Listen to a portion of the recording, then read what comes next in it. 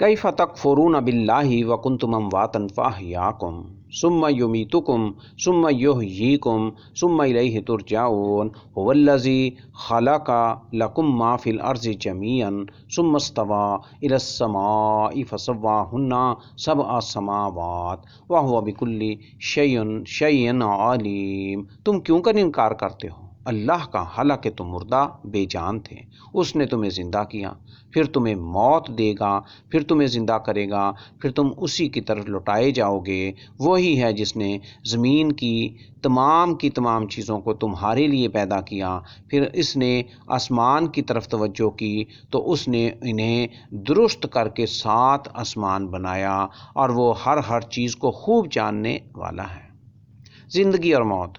کیف تکفرون باللہ، اس کیفہ میں منکرین کی تردید کی گئی ہے اور ان کی اس کفریہ حالت پر تعجب کیا گیا ہے۔ گویا کہا گیا کہ تم کیوں کفر کرتے ہو جبکہ تم اس قصے کو ابتدا سے لے کر انتہا تک خوب جاننے والے ہو۔ وَكُنْتُمْ أَمْوَاتًا، یہ پیدا ہونے سے پہلے معدوم ہونے کی حالت ہے۔ فَأَحْيَاكُمْ، تمہیں پیدا کیا اور تمہاری روحیں تم میں پھونکی۔ ثم یمیتکم، یعنی تمہاری عمر پوری ہونے پر وہ تمہیں موت دے گا۔ ثم یحییکم، یعنی قیامت کے دن تمہیں زندہ کرے گا۔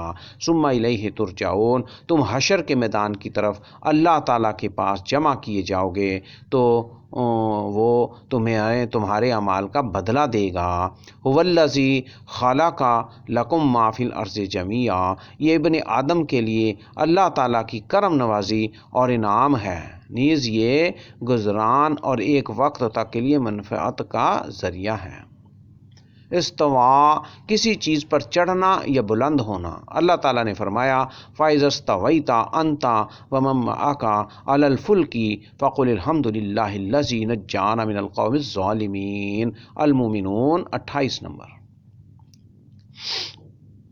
سورۃ المومنون آیت نمبر 28۔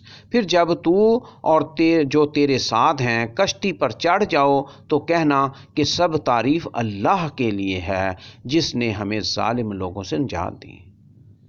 فسواہن، ان کی تخلیق میں تناسب پیدا کیا، ان میں کوئی ٹیڑھا پن نہیں ہے۔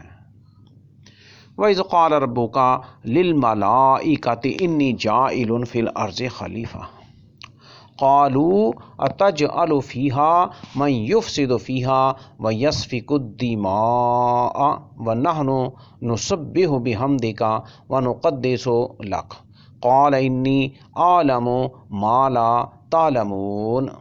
اور جب آپ کے رب نے فرشتوں سے فرمایا کہ یقیناً میں زمین میں ایک خلیفہ بنانے والا ہوں، انہوں نے کہا کیا تو اسے بنائے گا جو اس میں فساد کرے گا اور خون بہائے گا، جبکہ ہم تیری حمد کے ساتھ تسبیح بیان کرتے ہیں اور تیری تقدیس بولتے ہیں۔ اللہ تعالیٰ نے فرمایا جو میں جانتا ہوں تم نہیں جانتے۔ خلافت عرضی۔ انی جاعل فی الارض خلیفہ، الخلیفہ سے مراد وہ ہے جو اپنے سے پہلے والوں یعنی فرشتوں کا جانشین بنا۔ کہا گیا ہے کہ اس سے مراد آدم علیہ السلام ہے۔ اللہ تعالیٰ نے فرشتوں سے یہ بات مشورہ لینے کے لیے نہیں بلکہ ان کی رائے ظاہر کرنے کے لیے فرمائی تھی۔ اَتَجْعَلُ فِيهَا مَن يُفْسِدُ فِيهَا، وہ شرک اور نافرمانیوں کا مرتکب ہو کر زمین میں فساد برپا کر دے گا۔ انہوں نے یہ بات کسی نہ کسی اعتبار سے اللہ تعالیٰ کے عطا کردہ علم کی روشنی میں ہی کہی ہوگی، کیونکہ وہ فرشتے غیب نہیں جانتے۔ یسفک الدماء، قتل و اذیت سے وہ خون بہائے گا، بحمدک، تیری حمد کرتے ہوئے۔ نقدس لک، التقدیس سے مراد پاک قرار دینا ہے، یعنی ہم آپ کو ہر اس چیز سے پاک قرار دیتے ہیں جو آپ کے شایان شان نہیں، جیسے ملحدین نے آپ کی طرف منسوب کیا ہے اور منکرین نے افتراء پردازی کی ہے۔